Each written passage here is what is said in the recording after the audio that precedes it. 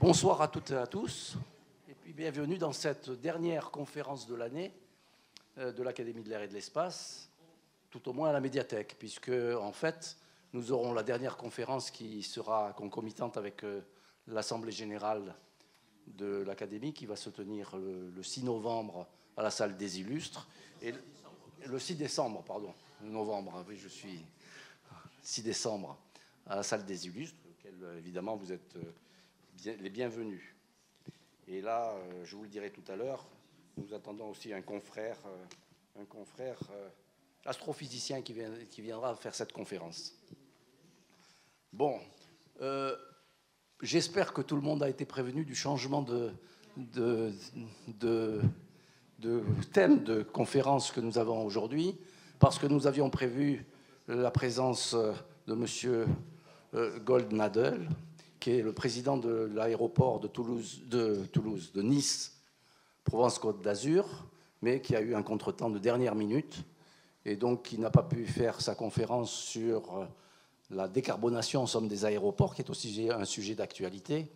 Mais grâce à notre ami Guy Boy, nous avons pu maintenir la conférence sur un thème différent, mais qui est aussi un thème d'actualité, parce que c'est un thème qui touche à l'intelligence artificielle et donc surtout à l'interface entre l'homme, l'intelligence artificielle, la numérisation, les modèles numériques, etc., qui sont des problèmes sous-jacents très importants, à la fois dans les comportements humains pour l'avenir, mais aussi pour la transmission de la connaissance.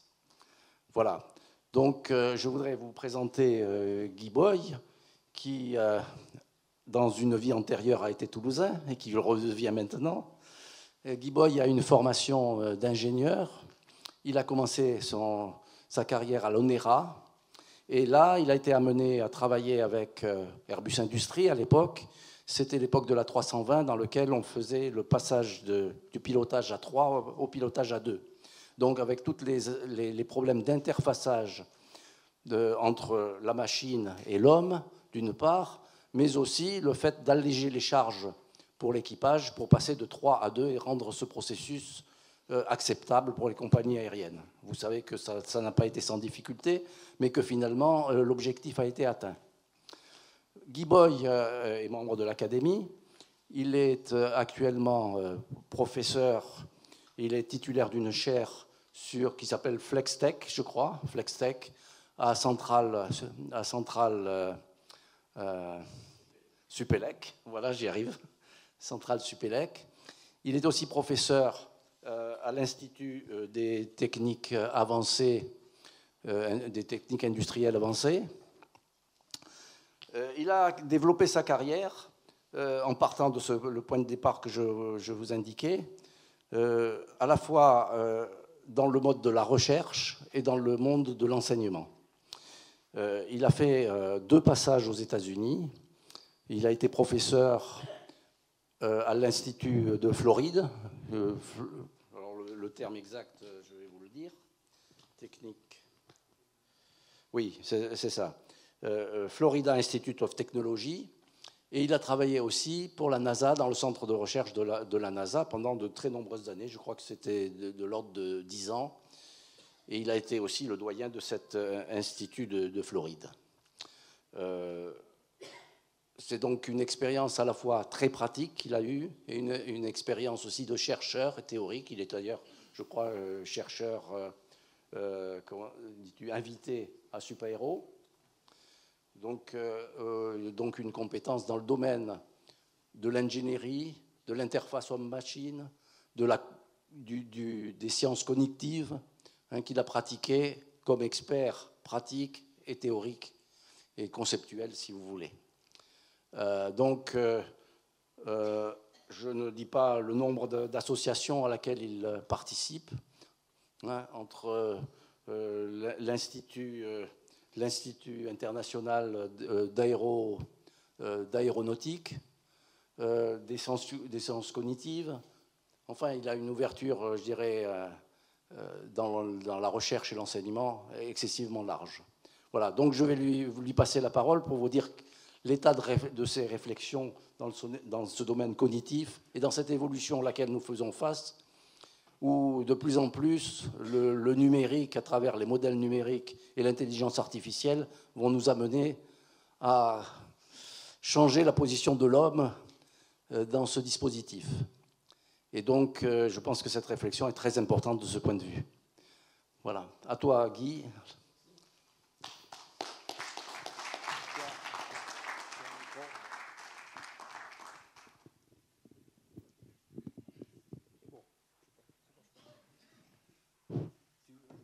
Oui, je vais prendre celui-là peut-être. Bonsoir donc. Alors aujourd'hui, je vais vous parler de ce qu'on appelle, enfin, ça devient une discipline qui s'appelle l'intégration humain-système, Human Systems Integration en anglais. Et ça touche à beaucoup de domaines en fait qui vont des sciences de l'ingénieur, en passant par l'informatique, jusqu'aux sciences humaines et sociales. Alors, voilà. Mon monde depuis 45 ans. Je n'arrive pas à compter les années là maintenant.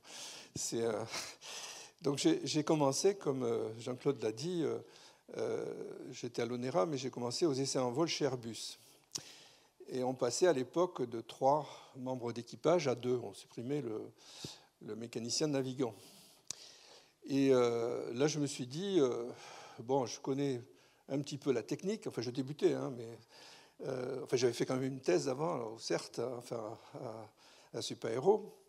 Et donc, je me suis dit que j'allais regarder le côté humain. Et je me suis inscrit à des cours du soir en sciences cognitives. Et j'ai étudié donc ce qui se passait là-dedans. Alors, donc, j'ai travaillé pendant de longues années sur la conception de cockpit, sur l'évaluation de cockpit, sur la certification, des choses comme ça.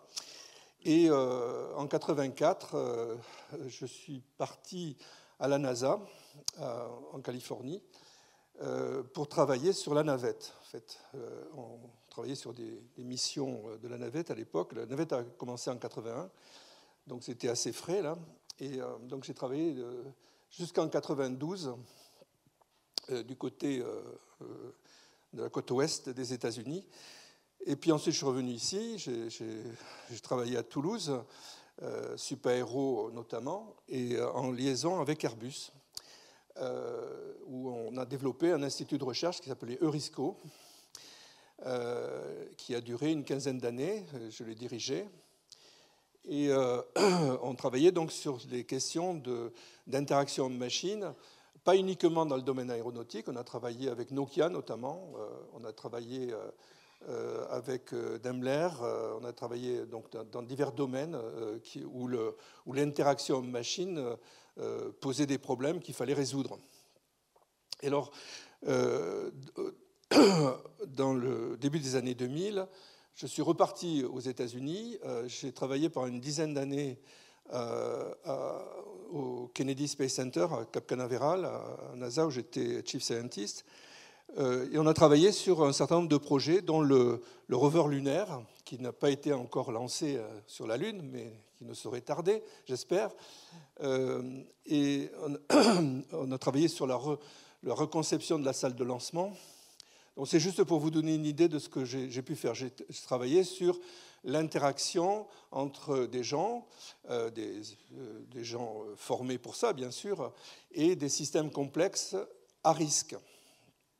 Alors, ce que j'ai appris, c'est que ces systèmes-là, on les construit, mais la question, c'est quel est le rôle de l'humain dans l'évolution, justement, qui devient, comme Jean-Claude l'a dit, de plus en plus numérique. C'est-à-dire qu'on met de plus en plus d'informatique, et donc les métiers changent au fur et à mesure. Et donc c'est ça qui m'a intéressé, et à la fois du point de vue technologique, et aussi du point de vue humain et organisationnel aussi. Alors ce que j'ai appris, c'est que quand j'ai commencé mon métier, c'était en 1980 exactement, après ma thèse, ce qui se passait, c'est qu'on construisait des avions, ou des voitures. Enfin, et ensuite, on se posait la question de comment on va les piloter, mettre une interface homme-machine entre les deux, quoi. Entre l'humain et la machine. Donc on faisait de la correction de ce que l'ingénieur avait fait. Alors, je ne critique pas les ingénieurs, je suis ingénieur moi-même, hein, donc pas de problème. Donc, on faisait une ergonomie de correction.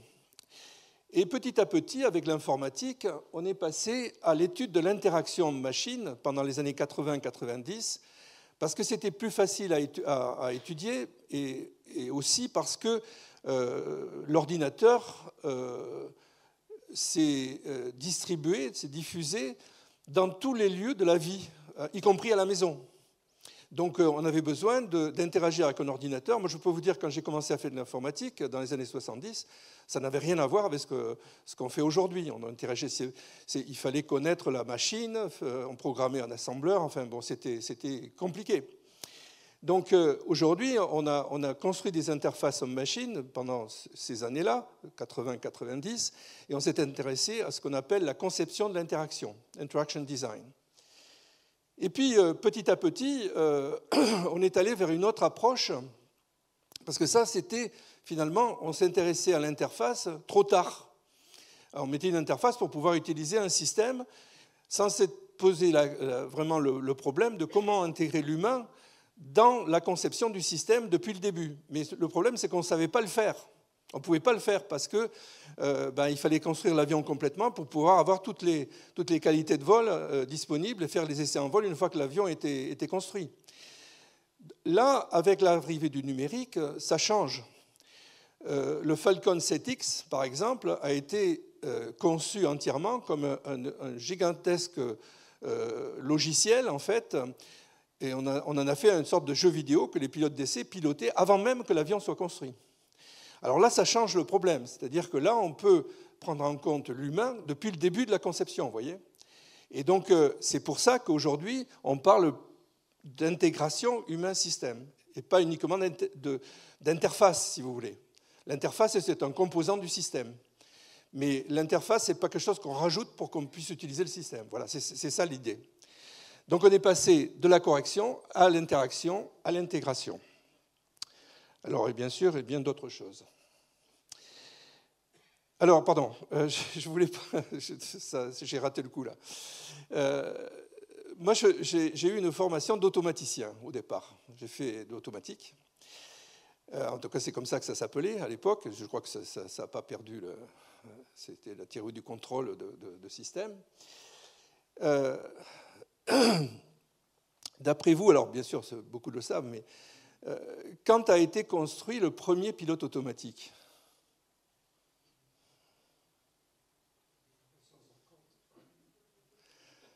1912.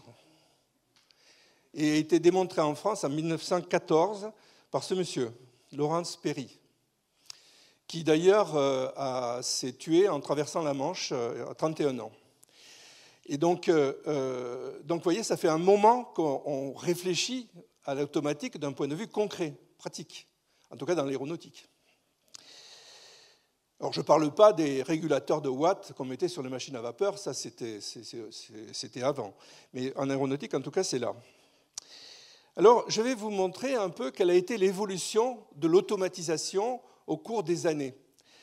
Alors, pour ça, je vais prendre un modèle qui a été développé par un chercheur qui s'appelle Rasmussen, Jens Rasmussen, un Danois, qui a étudié, en fait, pendant toute sa vie, le contrôle et la gestion de centrales nucléaires.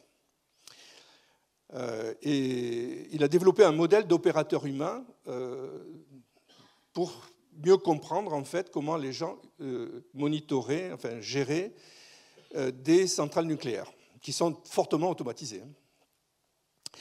Alors, il a dit, voilà, il y a 3 niveaux chez l'être humain, 3 niveaux de comportement. Le premier niveau de comportement, qu'on va appeler le comportement basé sur les habiletés. Vous voyez, monter en vélo, par exemple, on ne pense pas trop, il vaut mieux pas d'ailleurs, parce qu'une fois qu'on a appris à tenir l'équilibre, on a automatisé dans notre corps, en fait, un stimulus-réponse. Et bon, alors bien sûr, parfois, il y a des gens qui ont du mal à faire ça, mais en général, on y arrive. Alors ce niveau basé sur les habiletés, qui est le niveau stimulus-réponse, a été pris en charge par un certain nombre de disciplines des sciences de l'ingénieur, comme le génie électrique, le génie mécanique, l'automatique. Et donc ça, alors vous voyez, j'ai fait exprès de mettre Sperry avant parce que vraiment là où on a beaucoup travaillé, c'est depuis les années 30. Le premier avion commercial qui a eu un pilote automatique, c'était un Boeing 247, je crois, en 1932. Donc, je crois qu'il tenait l'altitude et le cap. Alors, et puis, petit à petit, ça s'est amélioré. D'accord ? Petit à petit, ça s'est amélioré. Donc, on a transféré, alors je vais rentrer maintenant dans des termes un peu techniques, des fonctions cognitives humaines vers des fonctions cognitives machines. Voilà. Alors, lorsque le premier niveau ne suffit pas, c'est-à-dire qu'on n'arrive pas à résoudre les problèmes par stimulus-réponse, eh il faut passer à un niveau supérieur qui fait appel à plus de conscience, qui s'appelle le niveau basé sur les règles.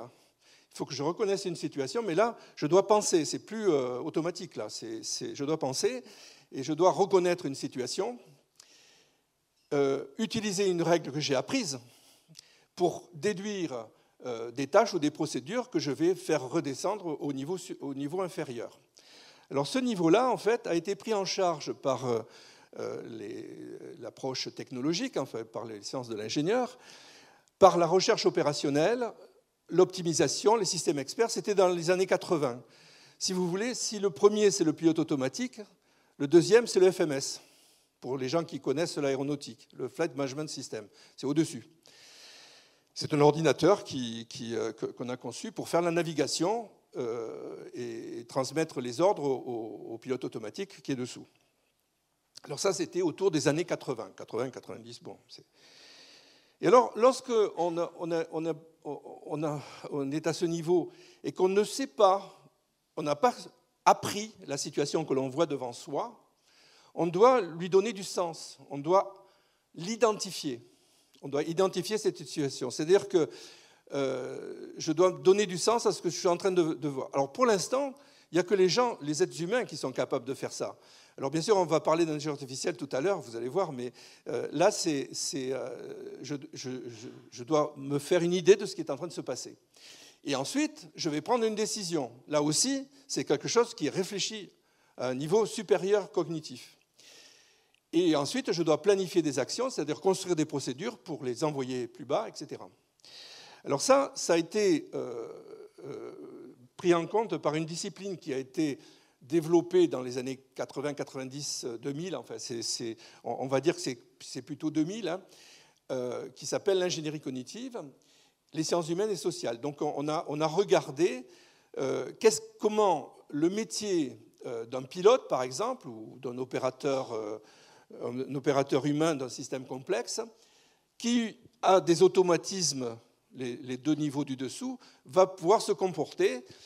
Et alors, l'idée, c'est qu'on est passé donc d'une automatisation de base à un contrôle supervisé, ici, jusqu'à ici, un équipage humain-machine. C'est-à-dire que là, je vais donner des outils au pilote ou à l'opérateur humain pour pouvoir s'en sortir, pour identifier mieux la situation. Je vais faire des représentations graphiques, je vais faire une liste d'options pour prendre la décision, je vais avoir peut-être un certain nombre de plans que je vais stocker dans une machine qui vont m'aider à prendre une décision et planifier.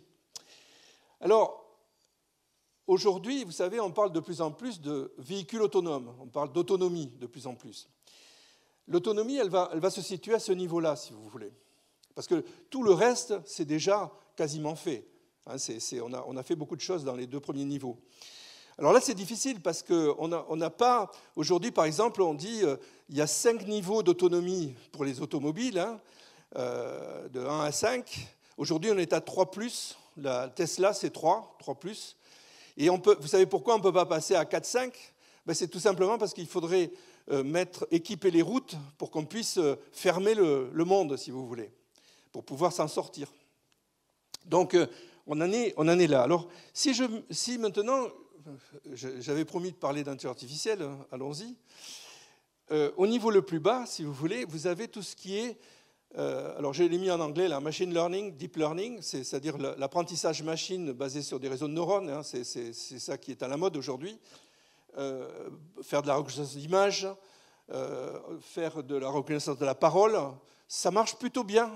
On a une fiabilité relativement bonne à ce niveau-là. Et ensuite, quand on passe au niveau supérieur, ici, eh bien, je vais avoir ce qu'on appelle du raisonnement en base de cas.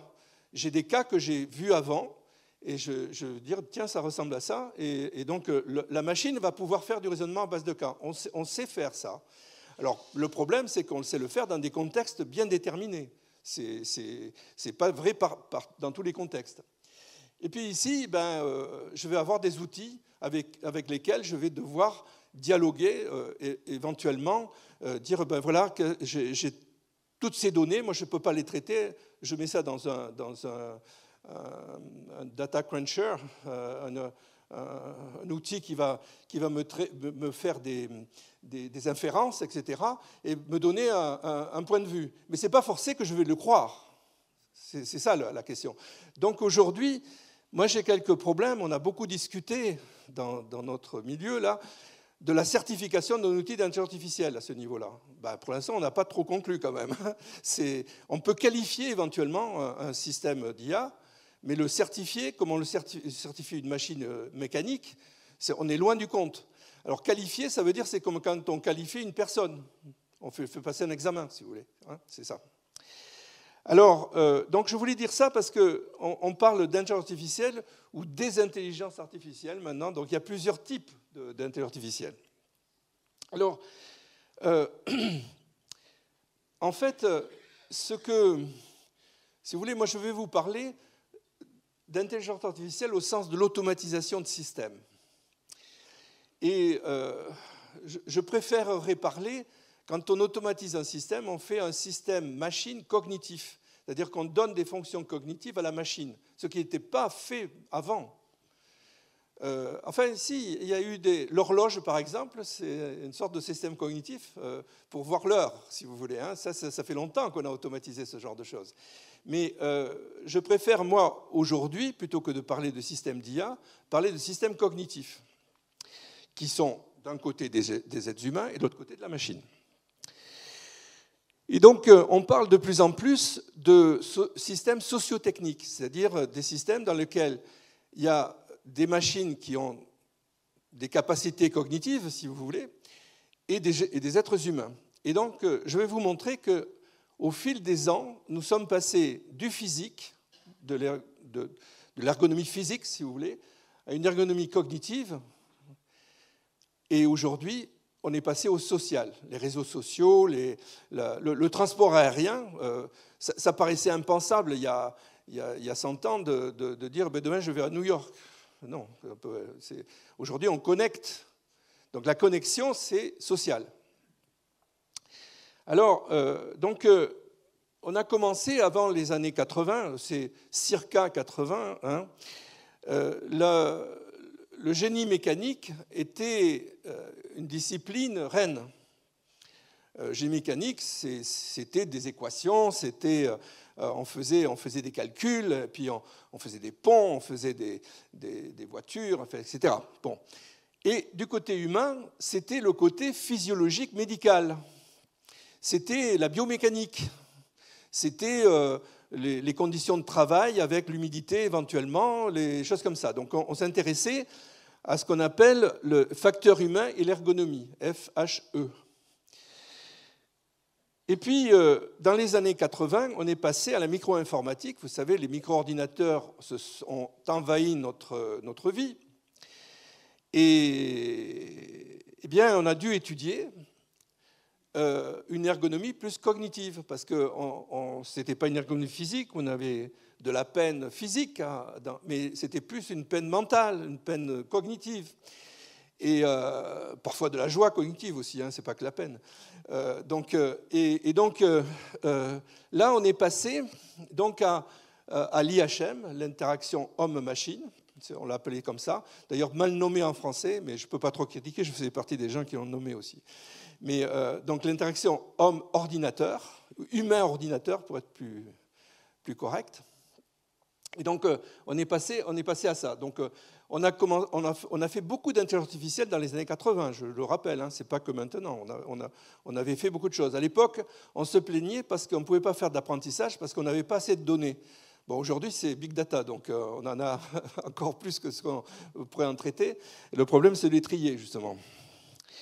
Et puis, depuis le début du XXIe siècle, on est passé à l'intégration humain-système parce que, justement, on s'est aperçu que, avec l'ingénierie numérique, c'est-à-dire avec des ordinateurs, on pouvait faire des prototypes virtuels qui pouvaient être testés avant même qu'on ait construit physiquement les choses. Vous voyez ce que je veux dire? Donc là, on pouvait faire de l'ergonomie directe, avec un bémol quand même, c'est que, alors je vais introduire un mot, alors je sais que parfois c'est le problème de la tangibilité. C'est-à-dire que, est-ce que ma simulation virtuelle dans laquelle je teste les choses au début, là, dans la phase de conception, est-ce que c'est tangible? Alors c'est quoi tangible? Là je tiens le micro, hein, je le saisis, c'est tangible, c'est une tangibilité physique. Et puis j'essaie de vous convaincre, j'espère que j'y arrive, et là vous allez me dire, oui c'est tangible, ça veut dire je saisis le concept, d'ailleurs on dit j'ai saisi. Hein, Et donc le problème avec le numérique aujourd'hui, c'est qu'il y a une articulation à trouver entre la tangibilité physique et la tangibilité figurative ou cognitive, qui est très très complexe, quoi. C'est très, très compliqué ça. Donc on s'intéresse à ça en sciences cognitives actuellement, justement, parce que ce sont des critères finalement de choix de systèmes qu'on va pouvoir mettre dans le public, quoi. Alors un système qui a très très bien marché, c'est le iPhone par exemple, sans faire de publicité pour une marque. Tout le monde utilise ça. Moi, je suis absolument tout le temps assez surpris de voir que tout le monde est devant son téléphone. Ça a été accepté finalement par l'ensemble des habitants de cette planète, quoi. Alors, ce qui s'est passé, c'est que, si vous voulez, la complexité a augmenté. Alors, c'est quoi la complexité? La complexité, c'est en fait un nombre de nœuds, un nombre de liens. C'est comme les neurones et les liens entre les neurones. Hein. On a je ne sais plus combien de liens, c'est millions de milliards de liens entre les neurones. Et quand on met tout ça en marche, c'est hyper complexe. On ne peut pas comprendre au niveau microscopique ce qui est en train de se passer. Par contre, on fabrique des phénomènes émergents comme la conscience. Donc tout ça, c'est des choses qu'il faut étudier. Et pendant tout le XXe siècle, dans les sciences de l'ingénieur, on a fait de l'algèbre linéaire, essentiellement, des matrices. Et le problème, c'est qu'aujourd'hui, si on a bien optimisé le chapeau d'une courbe de Gauss, comme ça, les petits bouts qu'on a écartés, ils nous reviennent dans la figure. Donc, aujourd'hui, il est grand temps de s'intéresser aux phénomènes complexes, non linéaires, que nous sommes en train de générer par de multiples interactions, interconnexions avec le web, par exemple. Voilà. Alors, ce qui est intéressant de voir, c'est que l'ingénierie système, IS, se rapproche de plus en plus de l'intelligence artificielle, dans le sens où un système d'IA, c'est un système multi-agent, avec des agents qui interagissent entre eux, hein, comme les neurones, et puis des gens qui interagissent entre eux. Et donc la notion d'agent en intelligence artificielle rejoint la notion de système. Alors on me dit, ouais, mais tu ne devrais pas parler de système pour un être humain. Si vous voyez un médecin, il va vous parler du système cardiovasculaire. Croyez-moi, un système cardiovasculaire, ce n'est pas une machine, c'est un organe, c'est quelque chose de biologique. Donc la notion de système, c'est une représentation, et c'est sur ça qu'on travaille actuellement. On travaille sur une approche systémique, en fait, de l'évolution de l'interaction, justement, avec l'IA. Alors, pour résumer, on est passé du physique au cognitif et au social aujourd'hui, mais tout ça est imbriqué, c'est-à-dire qu'on n'a pas arrêté de s'occuper du physique, bien sûr. C'est imbriqué les uns dans les autres, hein, mais le social, aujourd'hui, devient extrêmement important. Alors, on travaille sur ça. Voilà. Alors, les Américains, ils aiment bien les sigles comme ça. AI for SC et C for AI. For, c'est pour hein, l'intelligence artificielle pour le système engineering pour l'intelligence artificielle. Et en fait, c'est pour mettre en avant cette approche multi-agent, agent humain et agent machine. Agent cognitif humain, agent cognitif machine. Alors j'étais invité au mois de septembre à un colloque, là, un workshop à Washington, là, qui était organisé par le CERC, le System Engineering Research Center du DoD, où on a parlé de ce genre de toutes ces choses. Alors, bon, je suis désolé, j'ai fait un slide un peu complexe là. Donc, l'idée qui est derrière, c'est que comment on répartit les fonctions cognitives entre les humains et les machines? Ça, c'est une question qu'on se pose aujourd'hui quand on voit que l'IA se développe à grands pas, quoi. Donc, qui est responsable? Alors ça aussi, aujourd'hui, on voit que le concepteur, il devient responsable au même titre que l'utilisateur, quoi. Donc il faut savoir où sont les responsabilités. Et donc on était obligé de se poser ces problèmes qui ne sont pas uniquement cognitifs, qui sont juridiques, y compris. Donc voilà, donc on est dans la sociocognition ici, et des choses qui remontent de plus en plus, c'est le problème de la confiance. Est-ce que je vais faire confiance à ce système, vous voyez, du niveau knowledge, là? Est-ce que je peux lui faire confiance? Parce que le problème, c'est un problème de complétude de l'ensemble des données. Alors, on croit que parce qu'on met beaucoup de données dans un entonnoir et qu'on ressort des patterns en bas, on va avoir une solution meilleure qu'un expert. Ce n'est pas toujours vrai. Donc, il faut faire attention à ça. Il faut savoir quel type de données on va mettre dedans. Ça dépend beaucoup des types de données. Ça dépend aussi des types d'algorithmes, parce qu'un réseau de neurones, c'est un ensemble d'algorithmes. C'est informatique. Donc, voilà. Et donc, on est arrivé à cette ingénierie numérique, là. Et aujourd'hui, on est dans une phase qu'on appelle industrie 4.0. La première, industrie 1.0, c'était la première révolution industrielle avec les machines à vapeur, etc. Puis, il y a eu plusieurs étapes.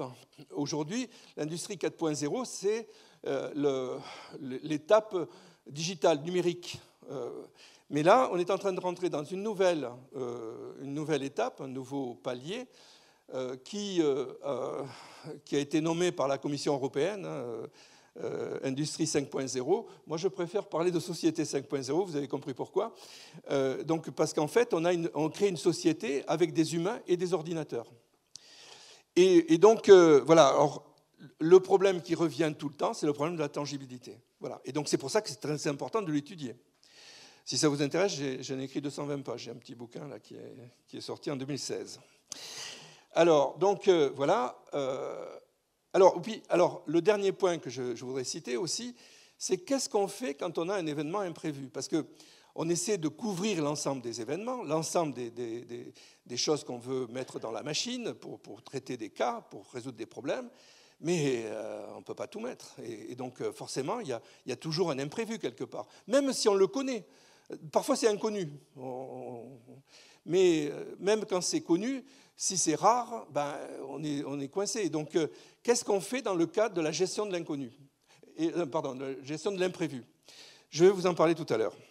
Alors, donc, vous avez compris que l'intelligence artificielle dont je parle, c'est une intelligence artificielle qu'on va appeler multi-agent. Et du côté du système engineering, maintenant, on parle, ou de l'ingénierie système, on parle de système de système. C'est-à-dire que dans un système, il y a des systèmes qui évoluent. Comme une nation, vous avez des gens qui évoluent dans un département, puis dans un département dans une ville, etc. Puis vous avez des systèmes de systèmes. Voilà. Donc, alors, on essaie de regarder comment traiter cette systémique, si vous voulez, d'un point de vue cognitif, et même, je dirais, socio-cognitif. Alors, pour ça, on a développé ce qu'on appelle une ontologie, c'est-à-dire d'abord c'est une terminologie. Lorsqu'on veut parler de quelque chose, il faut donner des noms au concept. Il faut savoir de quoi on parle. D'accord ? Donc tout à l'heure, je vous ai dit, un médecin qui parle du système cardiovasculaire, c'est une représentation des tuyaux là, qui transfèrent le sang d'un côté à l'autre, etc. Bon, alors, un système, en fait, en général, il est déterminé par une structure et une fonction. Le cœur, par exemple, il a une certaine structure, et la fonction, c'est de pomper le sang.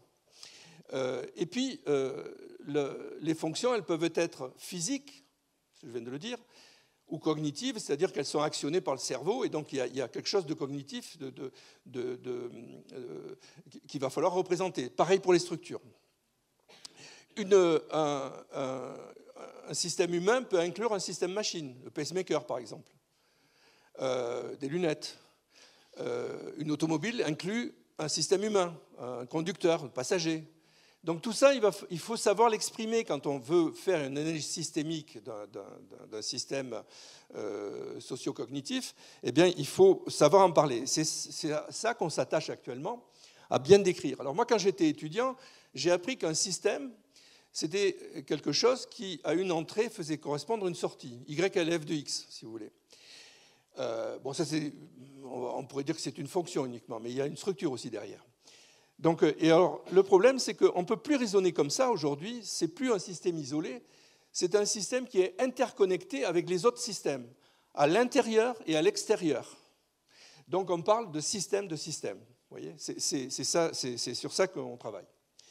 Alors, comme je vous ai dit, il y a des fonctions et des structures. La question qui se pose aujourd'hui, c'est comment superposer les fonctions sur les structures. Parce que, en fonction du contexte, vous pouvez attribuer une fonction à une autre structure. C'est-à-dire, que ce soit un individu qui est malade, par exemple, c'est un autre qui va prendre la fonction. Ou bien une machine, c'est pareil. Donc, malade pour une machine, c'est en panne, quoi. Donc, voilà. Donc, le problème, on appelle ça l'attribution de fonctions sur un ensemble une infrastructure. Et puis, quand vous mettez tout ça en marche, vous avez des fonctions jaunes, là, que je vais appeler des fonctions émergentes, des choses que vous n'avez pas prévues avant. C'est quand on le fait marcher qu'on les découvre. On s'aperçoit qu'on peut faire un raccourci en passant derrière une barrière, parce qu'on ne peut pas aller détruire la barrière. Ou on peut faire. Alors, donc, tout ça, c'est en mettant en activité qu'on découvre les fonctions émergentes. Et c'est pour ça que faire des simulations très tôt dans le processus de conception d'un système, c'est extrêmement utile parce qu'on découvre ces fonctions émergentes avant que ce soit trop tard. Quand on les découvre lorsque c'est en opération, c'est un peu trop tard, quoi. C'est le rôle des essais en vol, d'ailleurs, de faire ça. Mais les essais en vol, c'est encore... Peut-être on peut faire ça bien avant, aujourd'hui, avec les systèmes numériques. Et puis même, on peut s'apercevoir... Alors, ça peut être potentiellement de nouveaux métiers qu'on découvre. C'est de nouvelles activités, donc de nouveaux métiers, éventuellement. Et puis aussi, on peut s'apercevoir que, tiens, on a oublié un système. Là. Il faudrait le mettre pour que... Et donc, on regarde comment on va pouvoir rajouter ça et comment on va restructurer l'ensemble. D'accord ? Alors, pour ça, il y a des critères, on appelle ça des métriques, qui vont nous aider à découvrir les fonctions émergentes et les structures émergentes, comme par exemple la conscience de la situation partagée entre plusieurs systèmes, la confiance et la collaboration, la vitesse et la précision. Alors, maturité top, alors ça c'est très technique. Top, c'est technologie, organisation et personne. C'est-à-dire que la maturité, elle n'est pas uniquement au niveau de la technologie. Vous savez ce que c'est les TRL. Bon, j'y reviendrai. Mais il n'y a pas que les TRL, il y a aussi la maturité des gens et la maturité des organisations. Quand une organisation n'est pas prête à accepter un système, même s'il est super, ça ne va pas passer. Hein. Donc, et puis la résilience. C'est-à-dire que quand on a vraiment un breakdown, une chute, il faut pouvoir s'en sortir et revenir à un état normal. Alors, on a étudié tout ça, on a travaillé sur le SCAF, Système de combat aérien du futur, dans lequel on a essayé de développer cette approche pour regarder comment vont marcher les drones, les interactions entre les différents objets volants, mais aussi les objets au sol, etc. Alors, pour ça, on a développé, on s'est posé la question comment les différents systèmes interagissent les uns avec les autres. Et donc, on est arrivé à trois grandes classes de processus d'interaction. Le premier, c'est la supervision. Vous savez, il y a un chef. Et puis les soldats en bas, là, ils n'interagissent pas directement entre eux, ils passent par un chef ou un sous-chef, etc. Et donc ça, c'est le modèle hiérarchique qui est bien connu dans l'armée en général et dans l'industrie aussi. Je n'allais pas dire à la maison, mais bon. Voilà. Alors ensuite, il y a le deuxième processus qu'on appelle la médiation. La médiation, c'est par exemple quand on est passé des ordinateurs des années 70 aux des ordinateurs des années 80, on a mis ce qu'on appelle le desktop, le bureau, eh bien on a mis une interface, si vous voulez, que les gens comprennent. Quand c'est fichier ouvrir, ben on comprend, quoi. Mais ce n'est pas ça qu'il y a derrière dans la machine. Donc c'est une sorte de médiateur, si vous voulez, cette interface entre un ensemble d'agents ou de systèmes et un autre ensemble. C'est comme, par exemple, deux pays qui veulent interagir entre eux. Il y a des diplomates qui vont traduire d'un côté et de l'autre, qui vont discuter entre eux et qui vont transmettre les informations de l'un à l'autre.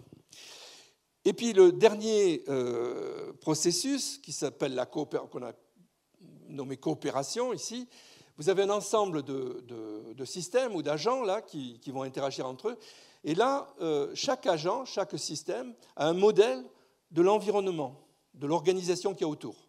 Alors bien sûr, ça fait l'hypothèse forte que ce modèle s'apprend. Il y a un problème d'apprentissage. C'est-à-dire que quand vous commencez, vous découvrez quelqu'un, et puis vous commencez à regarder qu'est-ce qu'il a dans la tête, qu'est-ce qu'il pense de vous, en fonction des interactions, on va apprendre ce modèle-là de l'environnement au fur et à mesure.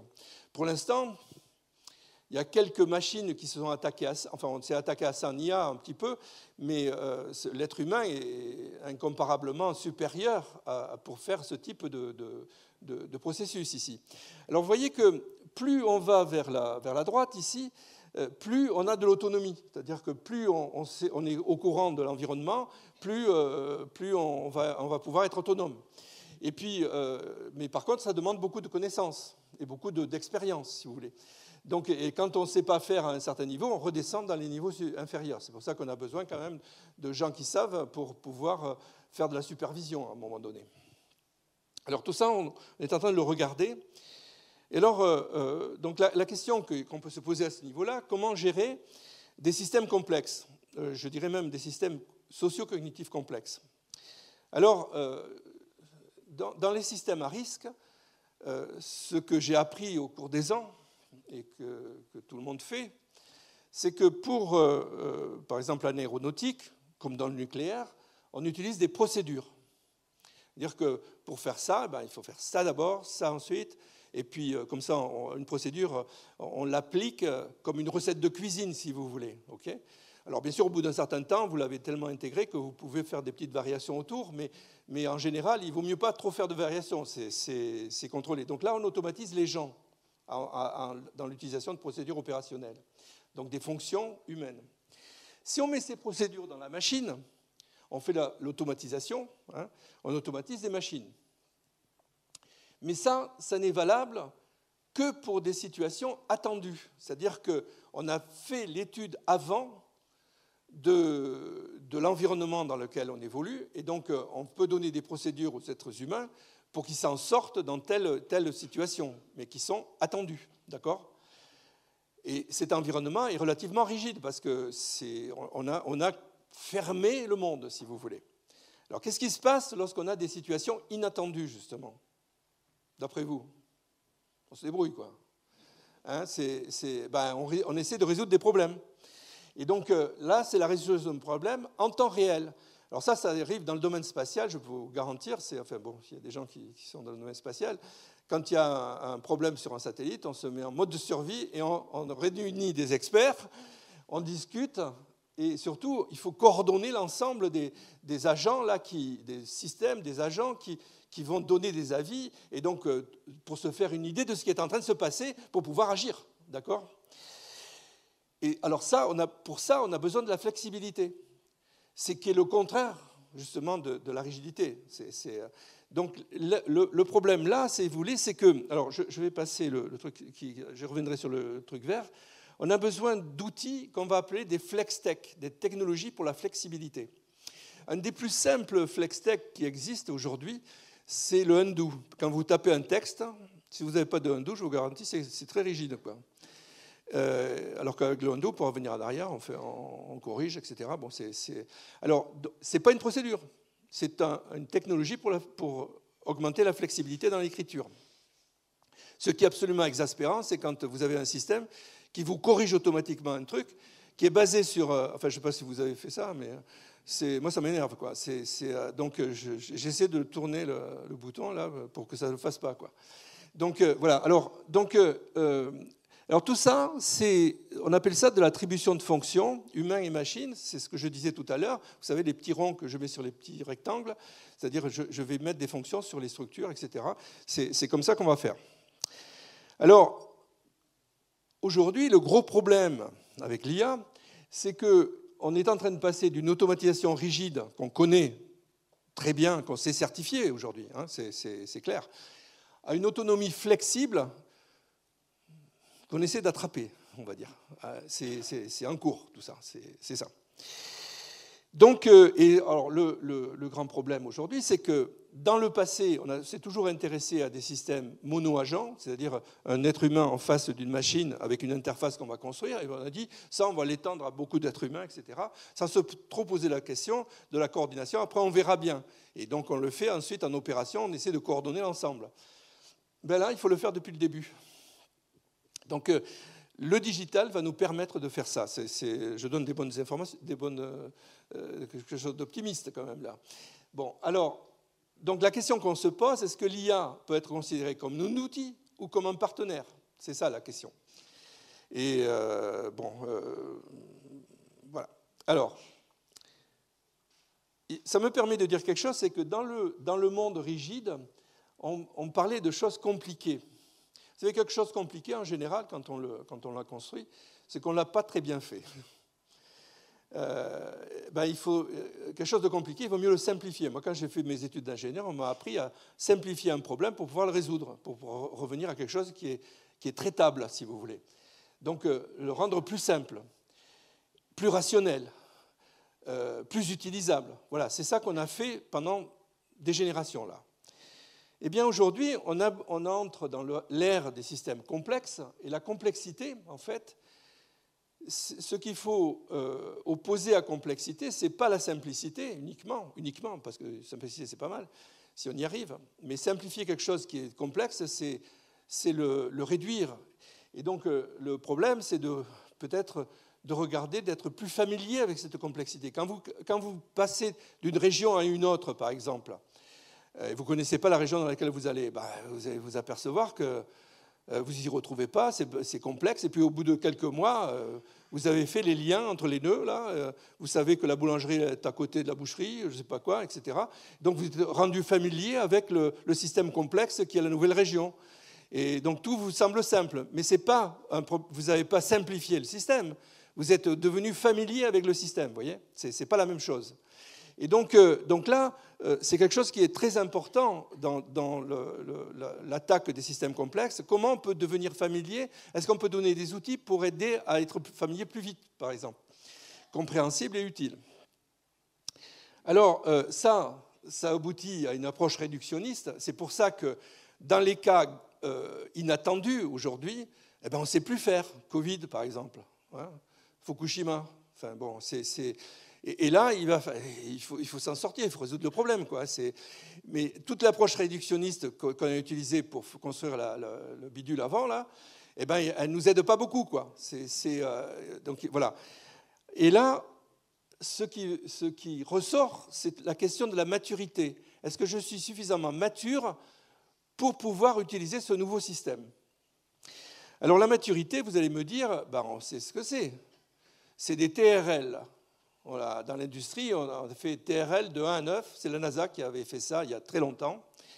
Donc c'est une échelle, c'est ça, l'échelle qui est complètement à gauche là. TRL, ça veut dire Technology Readiness Levels. C'est niveau niveau de préparation. Est-ce qu'on est préparé est-ce que ça va marcher correctement?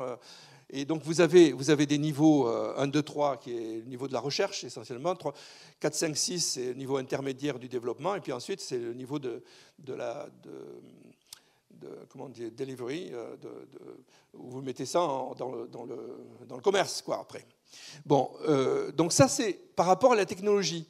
Mais ça ne suffit pas, parce que même si vous avez une technologie qui est très mature, elle ne se casse pas quand vous la tombez, là, par exemple, c'est ça, eh bien, c'est pas obligé que l'être humain soit suffisamment mature pour l'utiliser, vous voyez. Ça prend du temps de cette maturité humaine à venir. Si vous prenez l'automobile, par exemple, l'automobile, en fait, au début du XXe siècle, les conducteurs d'automobile étaient des chauffeurs, qui étaient les anciens cochers des diligences, et le patron, il était derrière, celui qui posait des voitures. Et donc, le cocher, enfin, c'est pas le cocher, c'est le chauffeur, il savait réparer un moteur éventuellement quand il était en campagne, etc., quoi. Et puis, il a fallu un siècle pour arriver à la fin du XXe siècle où une majorité de gens ne savaient pas ce que c'était un carburateur. C'était technologiquement mature, si vous voulez. Mais tout le monde n'était pas forcément mature à conduire une voiture de course. Et c'est pour ça qu'on a fait des classes d'automobiles. Il y avait des voitures de course, des voitures de famille, des voitures, des camions pour transporter des biens, etc. On a classifié par rapport au HRL, par rapport au Human Readiness Levels. Voilà. Et puis, il y a un autre niveau de maturité qui est la maturité sociétale ou la maturité organisationnelle. Quand l'organisation n'est pas mature suffisamment, eh bien, votre truc il ne va pas être accepté. Moi, je me souviens, au début des années 90, Apple avait travaillé sur une tablette qui s'appelait un Newton, que j'avais trouvé. J'étais bêta-testeur de Newton. On était volontaires pour faire ça. Et je trouvais ça mais sensationnel, quoi. C'était... Eh bien, l'année d'après, ça n'a pas été mis sur le marché parce que ça ne marchait pas. Il a fallu attendre 15 ans pour avoir le iPad. C'est parce qu'en fait, il fallait une certaine maturité pour arriver à ça, quoi.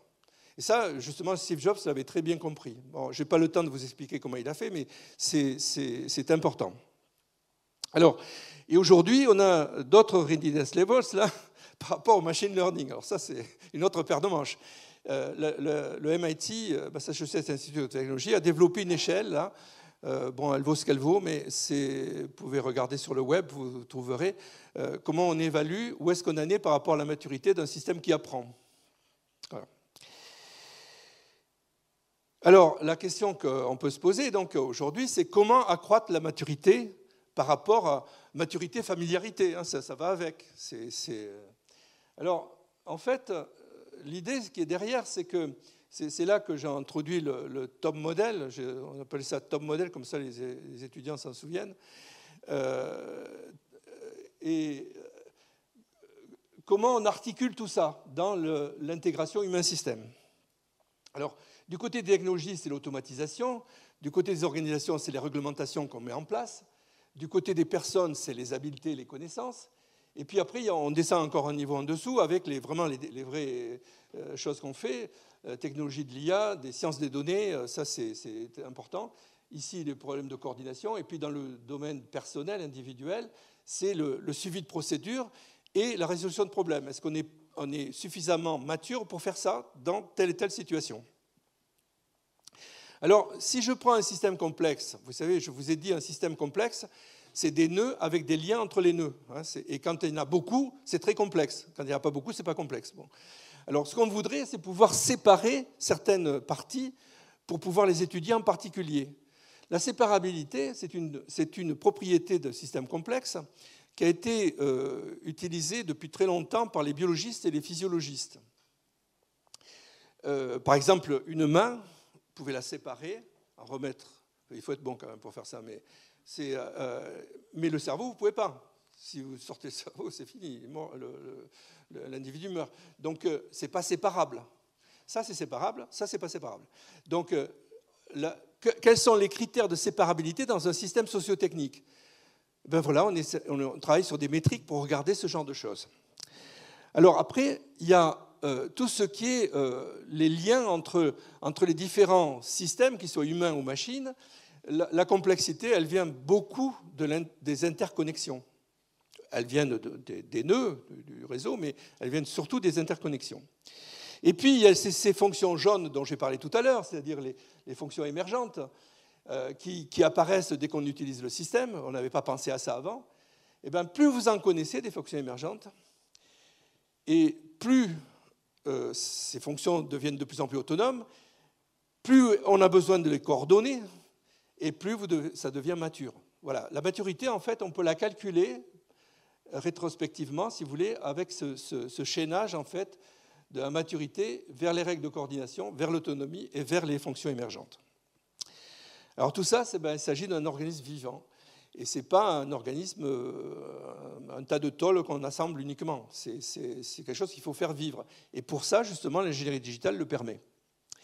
Alors, si je résume tout ça, je mets sur un schéma ici 3 courbes, en abscisse, là, sur la flèche du bas. J'ai mis le cycle de vie d'un système, d'un produit, qui va de la conception vers le démantèlement. Alors, je suis désolé, j'ai traduit les transparents parce que j'ai mon exposé en anglais. Et il y a certaines parties que je n'ai pas traduites. Bon, donc, il y a un peu d'anglais qui reste. Il faut faire un peu le ménage, mais je n'ai pas eu le temps de le faire. Bon, donc, sur l'abscisse, donc, vous avez les différentes phases de la construction d'un système, d'un produit. Alors, qu'est-ce qui se passe? Quand vous avez un industriel qui va construire un avion, par exemple, il a des fournisseurs. Airbus, il a Thales, Honeywell, etc.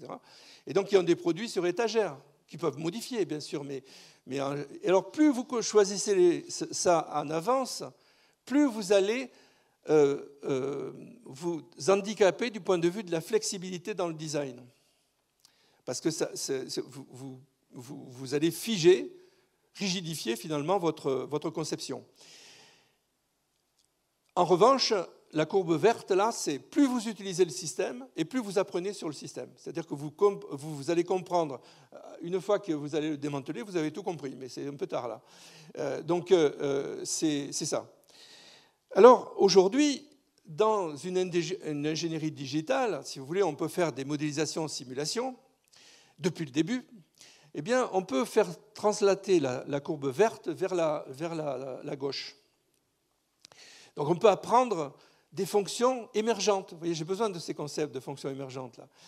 Et donc, ces fonctions émergentes, non seulement et structures émergentes, je vais les utiliser pour reconcevoir le système, justement. Et comme c'est dans le domaine logiciel uniquement, c'est très flexible. La conception reste à un haut niveau pendant un moment. Et puis après, ça se casse la figure, bien sûr, parce qu'il faut que je fige le système. Et puis, l'engagement sur les ressources, la concavité de la courbe est inversée par rapport à la concavité de l'autre côté, là-bas, basée sur la technologie. Donc, ça, c'est quelque chose d'extrêmement important.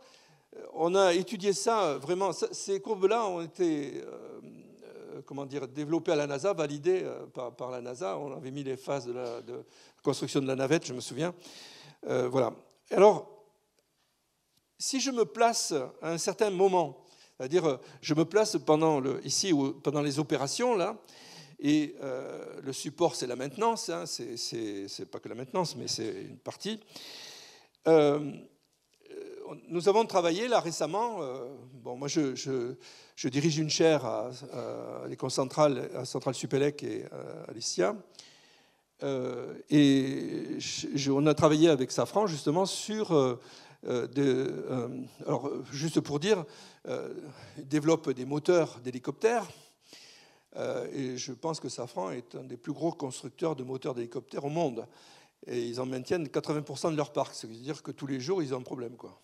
Parce que le gars, il met du sable dans le moteur, dans le Sahara, ou bien il se prend une rafale de neige quand il dépose des skieurs dans les boggy boos au nord du Canada, etc. Donc... et là, pendant un moment, on va voir ce qui se passe pour voir si c'est tangible, justement. Et bien là, on a construit un jumeau numérique de moteur. C'est un modèle de moteur et une simulation où on prend les données que nous envoie l'utilisateur, l'opérateur.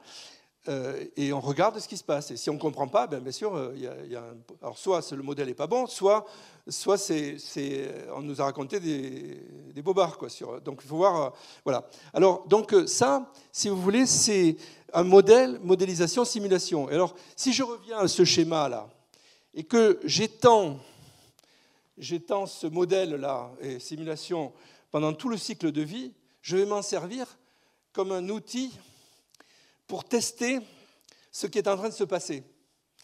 Si vous voulez, c'est même une sorte de documentation active. Bon, si on me dit ça, si je fais ça, qu'est-ce qui va se passer? Je peux le tester, si vous voulez. Et quand je vois que ça ne marche pas, soit je me suis trompé dans les données, soit le modèle n'est pas bon, et dans ce cas-là, je vais le modifier. Et ça s'appelle comment? Ça s'appelle apprendre.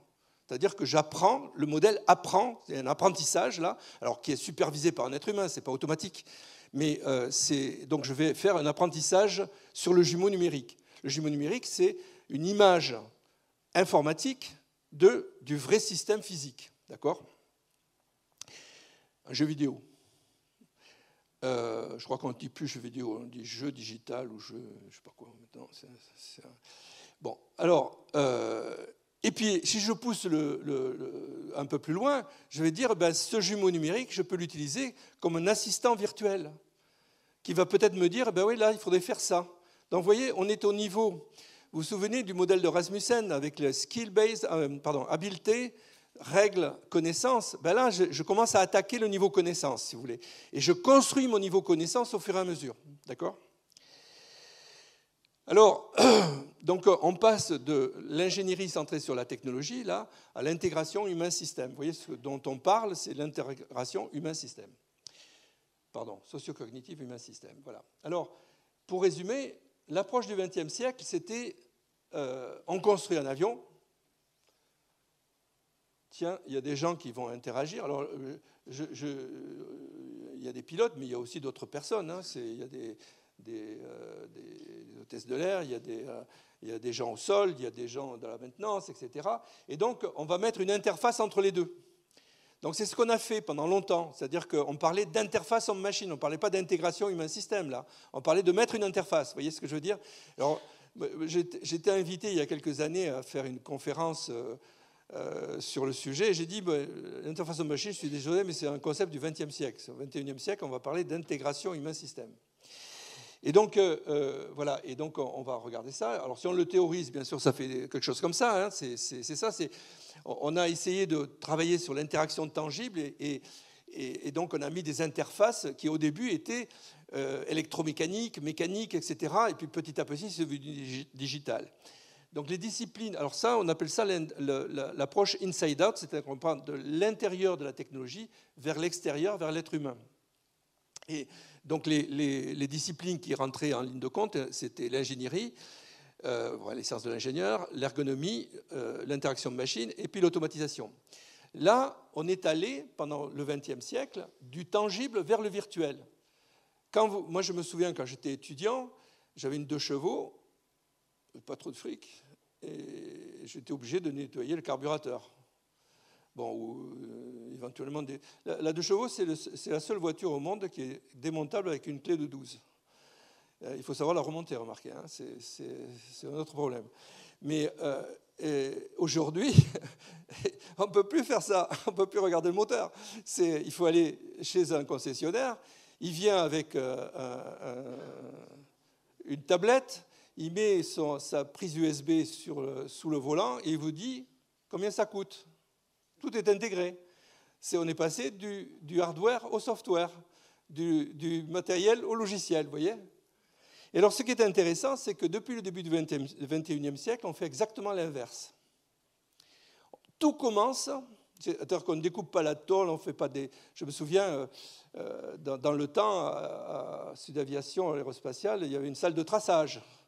Et puis, il y avait... etc. C'était... Voilà, aujourd'hui, tout ça est numérisé. Donc, on commence avec un PowerPoint aujourd'hui. Et puis ensuite, on fait un modèle. Puis après, on fait une simulation. Puis après, on fait un jeu vidéo. On met un pilote dans la boucle. Et puis après, on dit, c'est comme ça qu'il faut faire, on va le construire. Bon. On a tout le 4cam là, du truc, ça marche. Bon. Donc on est parti du software, on est parti du logiciel, et même on arrive à un point aujourd'hui où toutes les parties physiques et mécaniques, on les imprime 3D. C'est-à-dire qu'on passe du logiciel au matériel. C'est-à-dire que dans l'approche du XXIe siècle, aujourd'hui, c'est outside in, et on tangibilise au fur et à mesure, et on passe du virtuel au tangible. C'est l'inverse de ce qu'on a fait avant. Et ça, c'est difficile, parce que qu'est-ce qui nous dit que c'est tangible? Quand vous avez fait un modèle sur ordinateur, on fait confiance aux maths, aux modèles qu'on a dans la machine, mais à un moment donné, il va falloir tester. Et si ça ne marche pas, comment on va faire pour aller régler un petit truc? Vous voyez ce que je veux dire? Donc là, il y a un vrai problème. Donc la question aujourd'hui de l'intégration humain-système passe nécessairement par la maîtrise de cette ingénierie numérique et par la maîtrise de la gestion de la tangibilité. On a développé un système avec Total Energy. On a bossé là-dessus pendant 6 ans. Ce n'est pas fini, hein, ça continue. On est parti sur un mode. Alors, ce que voulait faire Total, c'était de remplacer les opérateurs humains sur un puits de forage en mer, où ça bouge dans tous les sens. Hein. Là, ça ne bouge pas, mais et par des robots mobiles. On parle de 20 robots mobiles ou 30 sur la plateforme qui vont aller éventuellement fermer des vannes, etc. Bon.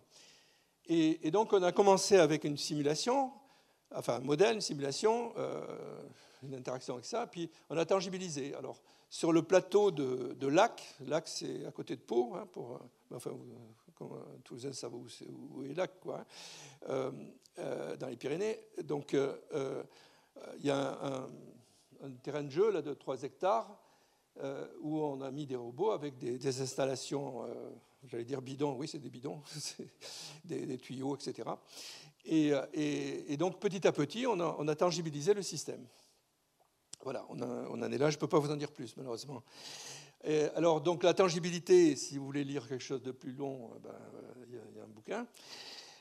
Et on peut la décomposer en 5 attributs, hein, la complexité, la maturité, dont je vous ai parlé tout à l'heure, la flexibilité, stabilité, résilience et la durabilité. Donc tout ça, je n'ai pas le temps de rentrer dans tous ces détails, mais si ça vous intéresse, vous pouvez lire ce qui a été écrit ici. Si ça vous intéresse beaucoup, envoyez-moi un mail. Alors, donc, et tout ça avec des facteurs sociotechniques, comme la conscience partagée de la situation, la prise de décision coopérative, la prise de risque harmonisée, la confiance et la collaboration. Bon, je ne vais pas rentrer dans les détails, j'ai déjà parlé. Donc, moi, la question que je me pose, parce que j'entends beaucoup parler d'intelligence artificielle, moi j'ai travaillé dans le AI branch de la NASA, le département d'intelligence artificielle de la NASA, donc je sais ce que c'est que l'IA. Mais moi, j'aime bien la dénomination cognition augmentée, c'est-à-dire qu'on a notre propre cognition, et là, on a un outil qui va nous aider à faire quelque chose, à condition de le maîtriser, bien sûr. Là, il y a un problème de maturité. Oui, pardon, sociocognition, parce qu'il y en a beaucoup. Et donc, 3 objectifs pour la suite. La société 5.0 dont je parlais tout à l'heure. Alors, si ça vous intéresse, je laisse les slides, je laisse les transparents. Vous pouvez vous les procurer. Hein. Donc, tout ce qui est écrit en petit, ce n'est pas la peine de trop rentrer dans les détails. Société 5.0, c'est comment on est en train de passer dans cette nouvelle société où le digital prend énormément d'importance. On ne peut pas faire l'impasse, là. Le deuxième, c'est comment on interagit avec de l'IA, avec tout ce que je viens de vous dire. Et puis le troisième, c'est comment on gère l'imprévu. Ça, c'est des choses... Donc, je termine ma chaire, là, actuellement. Bon, alors, on remet le couvert, comme on dit, c'est-à-dire qu'on rentre dans une nouvelle chaire, là, actuellement. Et c'est ça les thèmes qu'on est en train de développer dans les 5 ans qui viennent. Si vous voulez lire, vous avez des papiers qui ont été écrits dans des différents journaux, là, ici. Ça, c'est, si vous voulez en savoir plus, j'ai écrit quelques bouquins. Donc, voilà. Alors, je voudrais terminer mon exposé par cette citation-là, que je trouve vraiment très importante. C'est Jules Verne qui a dit « On peut braver les lois humaines, mais non résister aux lois naturelles ». C'est-à-dire qu'on ne peut pas faire des choses qui sont contre nature. Donc, même si on fait de l'intelligence artificielle qui va révolutionner un tas de trucs, ben, la physique, c'est toujours la physique, quoi. On ne va pas la changer, quoi. Enfin, on ne va pas la changer. On peut changer la connaissance qu'on a sur la physique, bien sûr, il faut évoluer, mais elle est là, quoi. Et puis, pour terminer sur une note de tangibilité, je vais vous souhaiter un bon appétit, puisque ça va être l'heure du repas quand on va partir. Et donc, voilà, merci.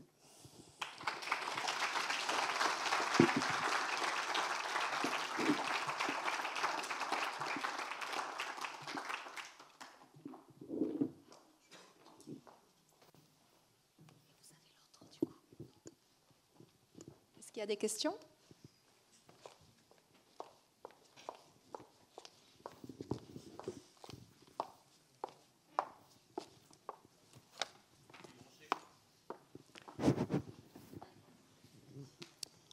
Bonsoir, merci pour votre exposé.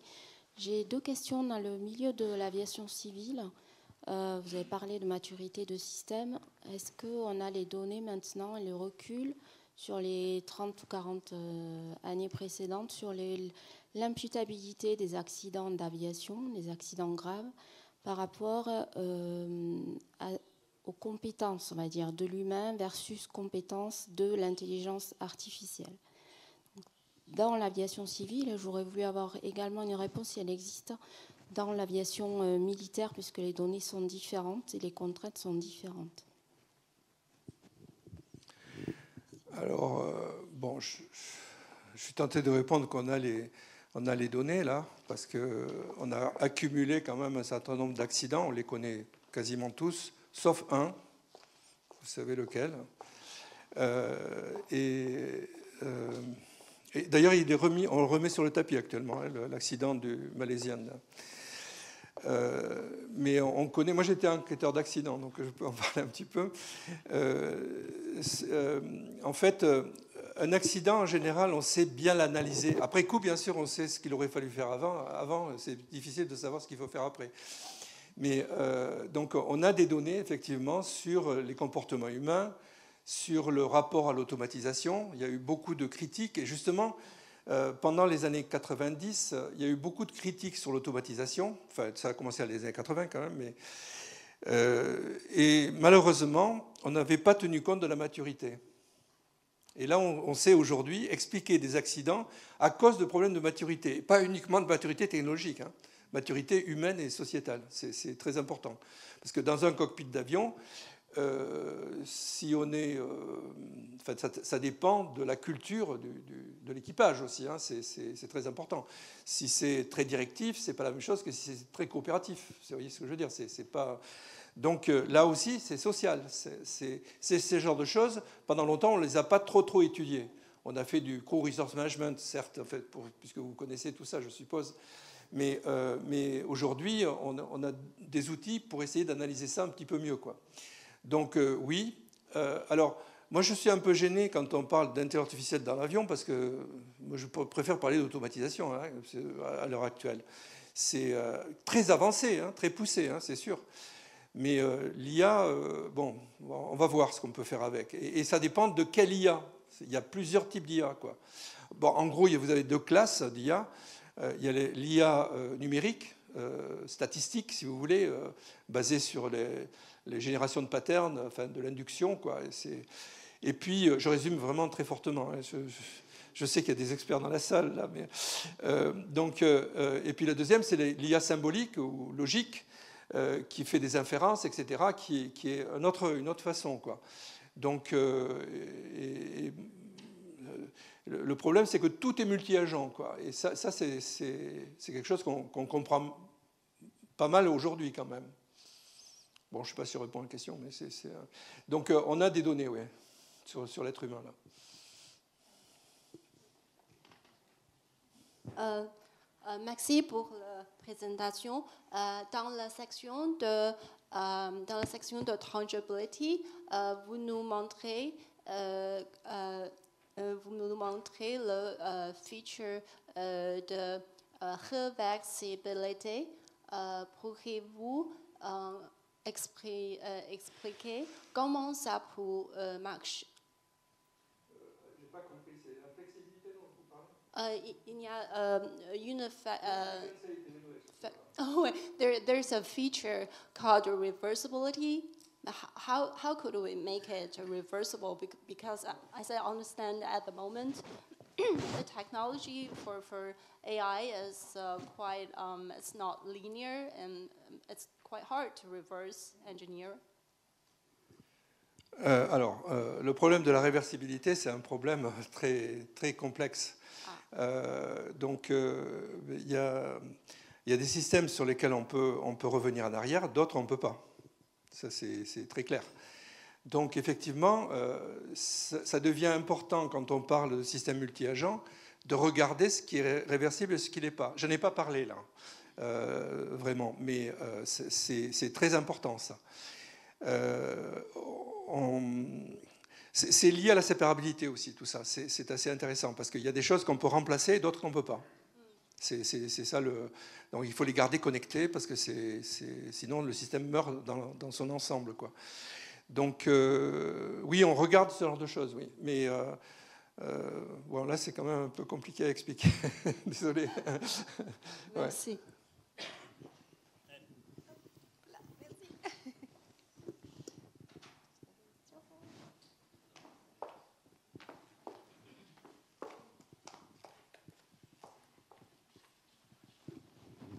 Bon, je suis tout à fait baba devant votre exposé. C'est tout à fait hors de mes préoccupations habituelles. Mais je me pose une question. Qu'est-ce que l'intelligence artificielle a comme impact dans notre vie quotidienne de citoyen lambda qui n'a pas des connaissances très, très approfondies dans ce domaine? Alors, moi, je vais vous dire de quoi j'ai peur. Je n'ai pas vraiment peur, je suis très optimiste parce que l'être humain va essayer de dépasser tout ça. Mais moi, j'ai beaucoup étudié les systèmes automatisés, avec ou sans intelligence artificielle. Ça aussi, on peut se battre sur ce que c'est que l'IA. Mais il y a quelque chose qui est toujours apparu, c'est le problème de comment dire, on s'habitue à quelque chose qui marche tout le temps, c'est-à-dire qui fait le travail à notre place.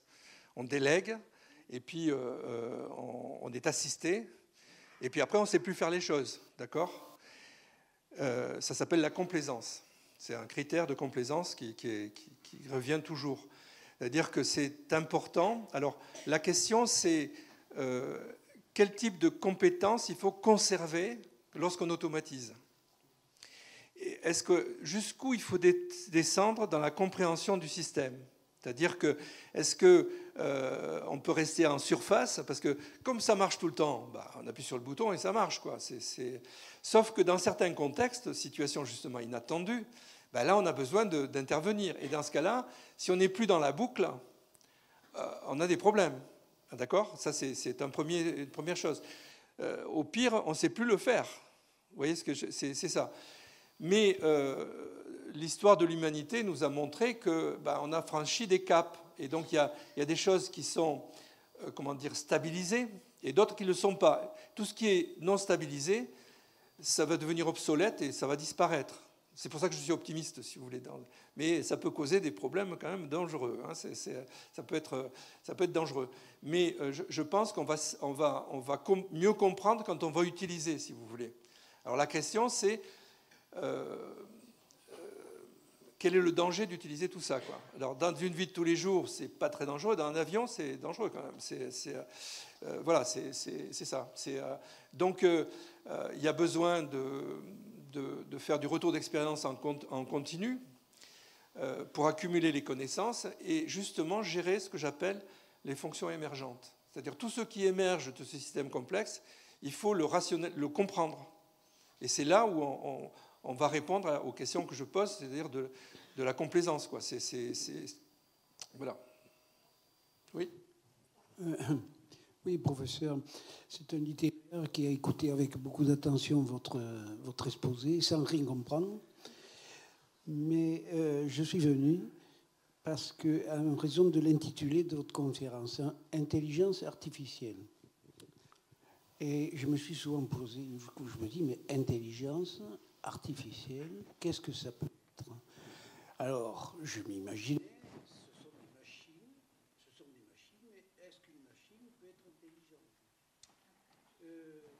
Et après, je réfléchissais, je me disais, mais c'est pas la machine, c'est l'homme qui intègre dans la machine des méthodes de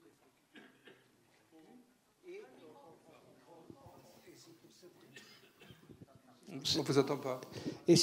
Oui, voilà. Et c'est pour cette raison qu'on parle d'intelligence artificielle. Moi, l'intitulé me choque. Parce qu'une machine, ce n'est pas intelligent.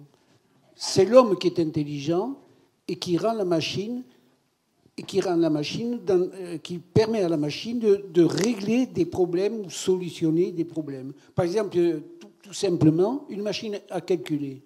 Vous tapez, elle vous sort la multiplication, tout ça. C'est de l'intelligence artificielle. Ah oui, enfin, pas vraiment, mais oui. C'est du calcul, quoi. Oui. On pourrait dire que le calcul fait partie de notre intelligence. Oui. Dans ce cas-là, oui. Mais voilà, alors cette intelligence artificielle... Je peux vous dire... Très simplement, je peux vous dire comment est né le terme intelligence artificielle. C'est pendant un congrès en 1957, d'un groupe de chercheurs qui s'est réuni et qui, alors, il y a des avis différents sur la signification du terme intelligence, justement. Alors l'intelligence, ça peut être la simulation de réseaux de neurones. Donc on essaie de reproduire ce qui se passe dans le cerveau, si vous voulez. Ça, c'est une première chose. La deuxième, c'est la reproduction de raisonnement. De raisonnement, c'est-à-dire des inférences. Si j'ai ça, alors ça, etc. Et puis, donc ils ont fait des systèmes comme ça. Moi, c'est comme ça que j'ai commencé dans le domaine de l'IA. Il y a aussi une autre connotation qui est le terme intelligence en anglais. Vous voyez, la CIA, Central Intelligence Agency, ce n'est pas du tout le terme intelligence, c'est le terme renseignement. C'est-à-dire c'est le nombre de données que je vais accumuler qui va me donner plus de connaissances sur quelque chose. Vous voyez ce que je veux dire? Donc là, il y a aussi cette connotation derrière, quand on regarde ce que ça veut dire, intelligence artificielle. Mais c'est sûr qu'une machine, enfin moi je ne considère pas qu'une machine c'est intelligent, mais c'est au sens humain, hein, notamment l'intelligence émotionnelle. Pour l'instant, je n'ai pas encore vu ce genre de choses. Quand on programme des émotions sur un robot, c'est des choses figées, quoi. C'est pas généré de façon interne par le robot lui-même. Donc on n'a pas de métaconnaissance, si vous voulez. C'est ça le problème. Donc oui, vous avez raison. C'est un terme. Mais le problème, c'est que ça y est, c'est choisi. Pardon? Ben, moi, je vous ai dit, j'ai cognition augmentée, je préfère ce terme. Mais bon, c'est personnel. Hein. Oui, merci Guy pour ce bel exposé.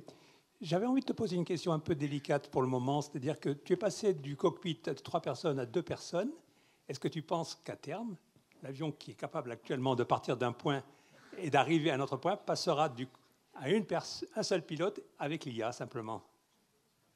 En compagnie. Hein. Alors, je vais vous raconter une histoire.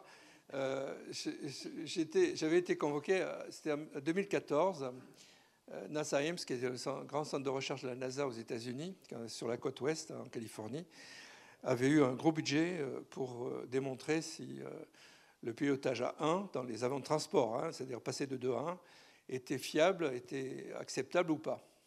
Bon.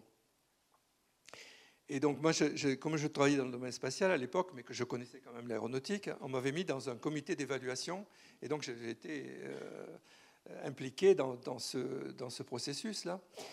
Et donc, à un moment donné, j'ai entendu des choses. Alors, j'ai dit, voilà, moi, alors, c'était le Frenchie de service là qui parlait.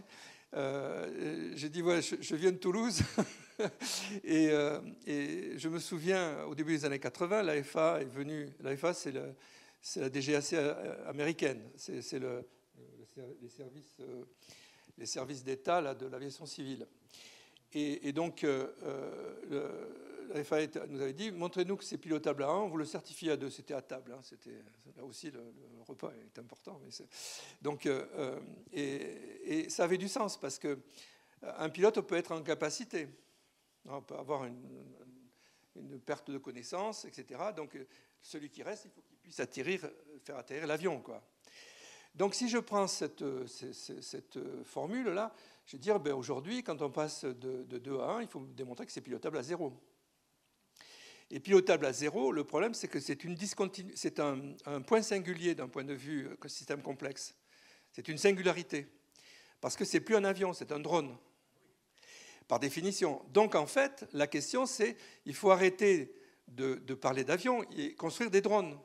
Donc, ce que j'avais conseillé à l'époque, c'était de dire, ben, construisons des drones et pendant le temps que ça va prendre, gardons 2 pilotes quand même. Parce que, alors, entre-temps, on a à l'Académie, justement, on a une commission de l'aviation civile, hein, je crois que c'est la CAC, et on a discuté ce genre de choses. Et donc, et à un moment donné, est venu sur le tapis, c'est quoi les causes d'incapacitation, voilà.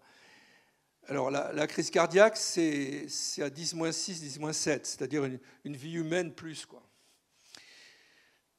Quand on dit 10-6, ça veut dire 1 sur 1 million de probabilité de cet événement par heure de vol.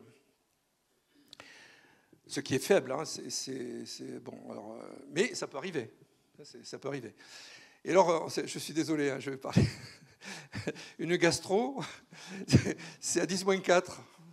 Alors, on ne meurt pas, mais c'est difficile à piloter, vous voyez. Donc là, j'ai mis un peu la panique dans le groupe. Là. C'était voilà. Donc voilà, la réponse, je l'ai pas. Mais voilà quelques indications. Oui.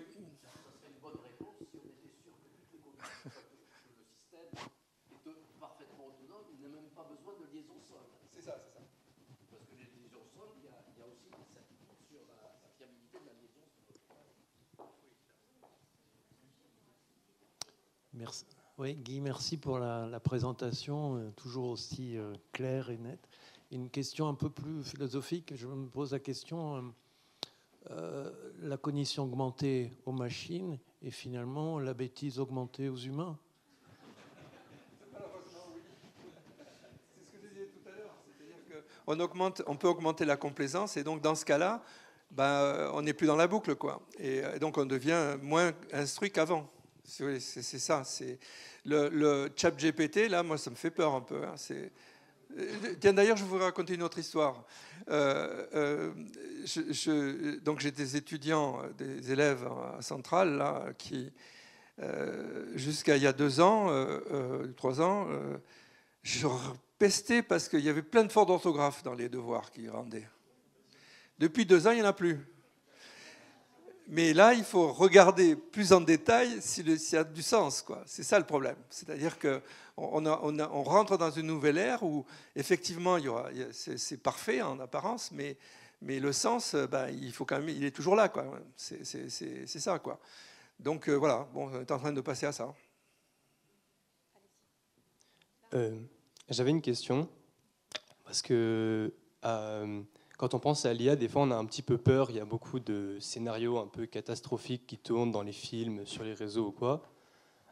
Pas non plus des choses science-fiction comme une forme d'une IA qui se rebelle contre l'humanité ou quoi, mais juste on imagine que par facilité, ce que vous expliquiez tout à l'heure, on donne des rôles de plus en plus importants à l'IA, et on pourrait se retrouver dans un monde où on a des entreprises dont la rentabilité est gérée par une IA, qui va arriver à trouver la meilleure manière d'optimiser la production ou quoi, mais qui serait déconnecté des enjeux un peu humains et pourrait par exemple pousser à une usine à produire tellement qu'elle détruirait des écosystèmes ou que ça finirait par être tellement efficace que ça deviendrait problématique et que ce serait difficile et que ça pourrait arriver par une forme de volonté de l'homme d'être toujours dans la concurrence, plus productif que les concurrents et qui du coup n'oserait pas refréner le pouvoir de l'IA dans le but de ne pas être mis en en retrait sur le marché. Est-ce que les théories comme ça sont réalistes ou pas du tout pour le futur? Ben, vous êtes jeune, ça dépend de vous. Je pense qu'on est tous là pour générer le futur, quoi. Donc, ça me semble. Donc, effectivement, il peut y avoir, oui, ça peut arriver d'avoir une machine qui s'emballe et qui est, bon, elle a été programmée pour certains trucs. C'est-à-dire que vous vous souvenez de mon schéma rigide, flexible, là, avec les procédures, les automatisations et résolution de problèmes. Si vous êtes uniquement dans le côté rigide, ben, c'est dangereux, là. Hein. Il faut que l'être humain soit toujours en capacité de pouvoir reprendre lorsque ça ne se passe pas bien. Et si l'être humain n'est plus habitué à faire quelque chose, ben, il ne saura pas le faire, quoi. C'est trivial. Donc, oui, c'est... Non, je pense que... Je crois que l'intelligence artificielle a beaucoup... Enfin, ça me gêne, l'IA, franchement. Pourtant, j'ai travaillé beaucoup là-dessus. Hein. J'ai écrit même un bouquin sur l'IA en 88. Mais moi, je préfère de parler de cognition augmentée. Ça me semble plus correct. C'est-à-dire qu'on met de la cognition dans les machines et on regarde comment ça se passe, quoi. Mais c'est de la cognition rationalisée. Il n'y a pas d'émotion, il n'y a pas de... Enfin, c'est pas... voilà. Et surtout, quand j'avais été élu à l'Académie, j'avais fait on m'avait dit, tu devrais organiser un petit colloque. Alors, j'avais fait. Et j'avais dit, je voudrais faire un colloque sur la prise de risque. Alors tout le monde m'a dit, non, on ne prend pas des risques en aéronautique, on gère des risques.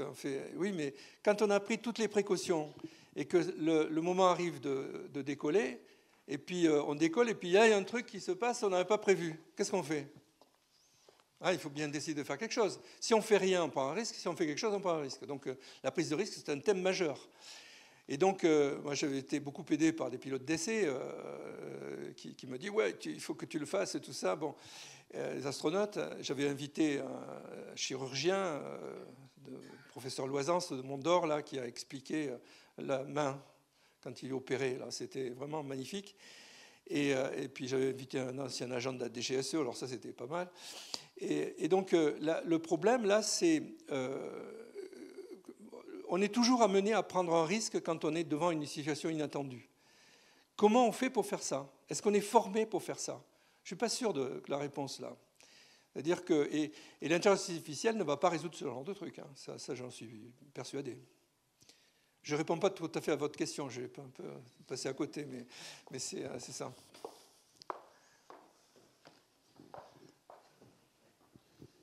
Oui, en continuité avec vos remarques précédentes sur l'imprévu, dans le domaine automobile, c'est probablement la question majeure, puisqu'effectivement, c'est un système de telle complexité avec des acteurs qui sont plus ou moins formés. Les conducteurs sont de tous âges et les situations d'imprévu sont très nombreuses.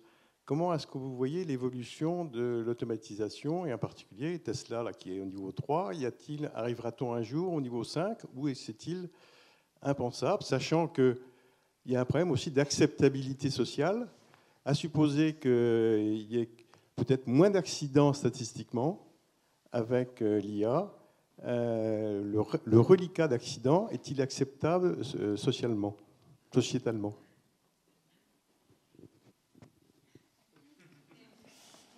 C'est une question difficile. Hein. C'est-à-dire que moi, alors, ce que je pense de ce... Parce que, bien sûr, nous avons réfléchi à tout ça, mais je pense qu'on va réinventer le train. Le train, il y a des rails physiques. Là, on va aller vers des rails électroniques, quoi, informatiques. Mais pour avoir des rails informatiques, il faut les avoir. C'est-à-dire qu'il faut équiper la route. Donc, aujourd'hui, c'est une question d'argent. C'est une question d'État... qui va investir dans les routes comme ça ou pas, quoi. Moi, je crois difficilement actuellement à une approche satellitaire. Aujourd'hui, bon, on va faire des progrès. Hein. On va faire... bon, les gens qui sont dans le domaine spatial connaissent mieux que moi cette question des images satellitaires, enfin de satellites. Si on arrive au centimètre, au millimètre, ou je ne sais pas quoi, pour faire de la détection.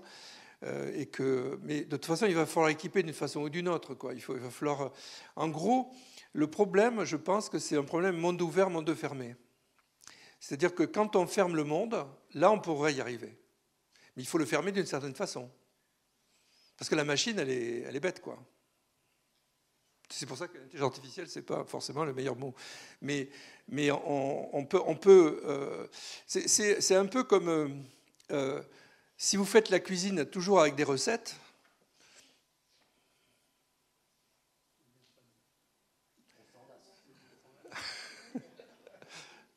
Vous voyez ce que je veux dire?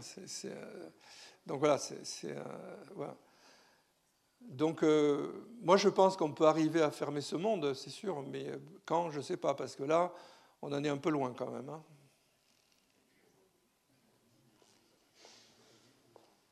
Ouais.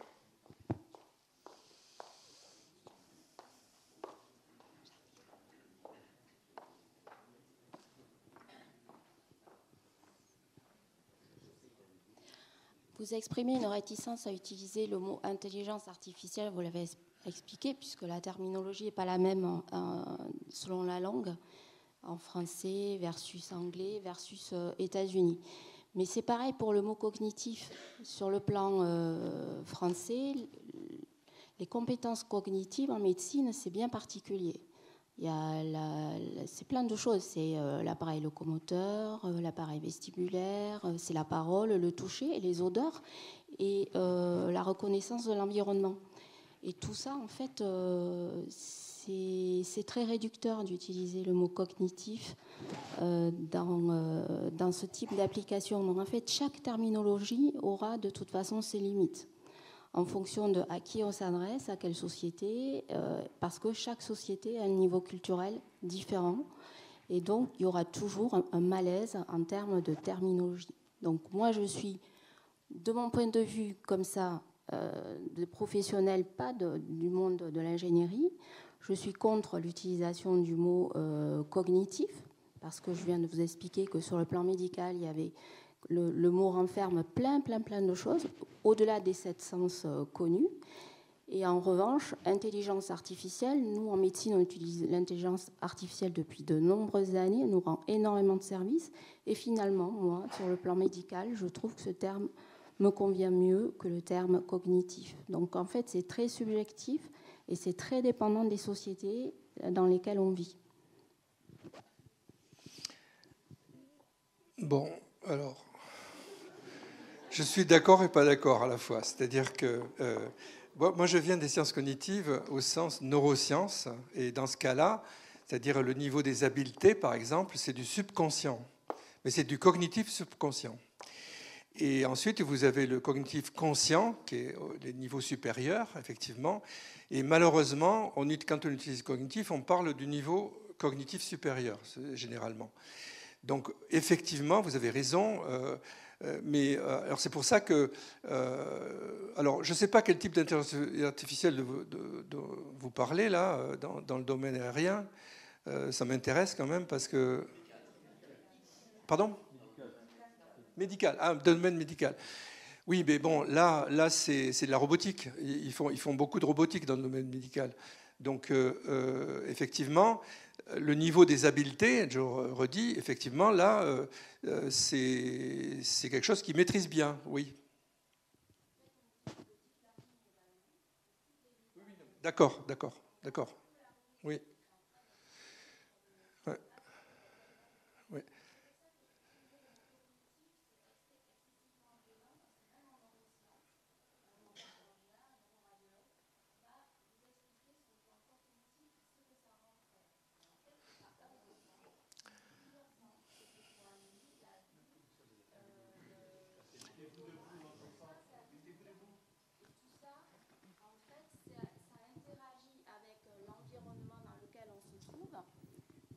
Tous ces sens que vous connaissez, que ce soit l'odorat, la vue, l'audition, le tactique, la mémoire du geste, tout ça, c'est du cognitif. L'état dans lequel on se trouve, il suffit de savoir si on est en forme ou pas en forme, si on est dans un état normal, si on a perdu un être cher une semaine avant, un mois avant. tout ça, ça modifie votre climat cognitif. Et donc, ça modifie vos compétences. Et ça modifie les compétences de tout le monde. Donc, c'est pour ça, vraiment, le mot cognitif, en médical, c'est très complexe. Et c'est interdépendant sur plusieurs sous-ensembles. Et voyez-vous, ça me choque plus le mot cognitif que le mot intelligence artificielle. Donc, c'est une question de point de vue et c'est aussi une question de spécialité, tout simplement. OK.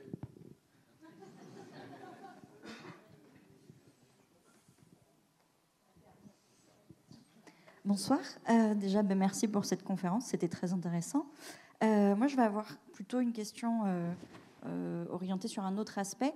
Donc, tout ce travail, toutes ces recherches et pour viser sur du coup une meilleure intégration humain-système, aussi la société 5.0, c'est des choses qui paraissent très bien, très positives. Mais je voulais savoir, est-ce qu'il y a quand même un questionnement en parallèle, parce qu'aujourd'hui, on est quand même face à une diminution des ressources, surtout pour tout ce qui va composer le développement du numérique ou autre. On cherche à décarboner, on cherche à limiter l'empreinte qu'on a sur l'environnement. Est-ce que ça, c'est des choses qui sont quand même prises en compte déjà au niveau R&D dans ces projets? Est-ce que où il y a quand même une sensibilité et un travail fait là-dessus en parallèle pour réfléchir à qu'est-ce qui est, dans quelle mesure en fait on peut le faire coévoluer ensemble?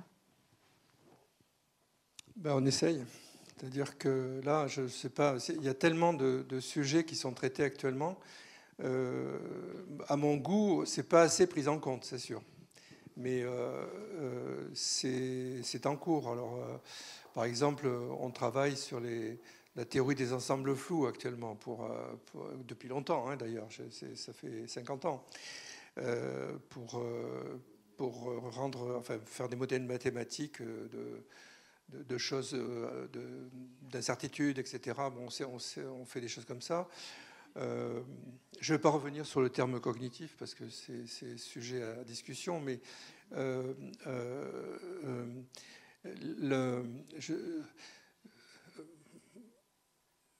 en tout cas, moi, ce qui m'intéresse et ce que je connais autour de moi, c'est l'approche systémique. C'est ce que j'ai essayé de communiquer aujourd'hui, c'est-à-dire modéliser sur le plan système, au sens structure-fonction, etc. Donc, il y a bien d'autres choses.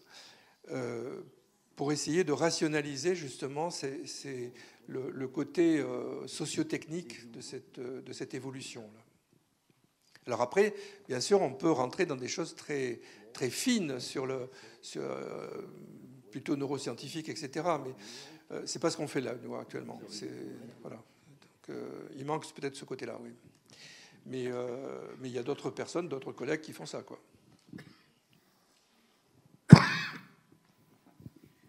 Pardon, mais je crois qu'on va s'arrêter là pour ce soir. Merci beaucoup de vos questions. Donc, je voulais simplement préciser la prochaine conférence de l'Académie. Donc, je vous ai parlé du 6 décembre lors de la solennelle. Elle sera prononcée par Francis Rocard, qui est un astrophysicien. Comment ? Oui, pardon. Oui, elle sera présentée par Francis Rocard, astrophysicien, qui est responsable au CNES des programmes d'exploration solaire.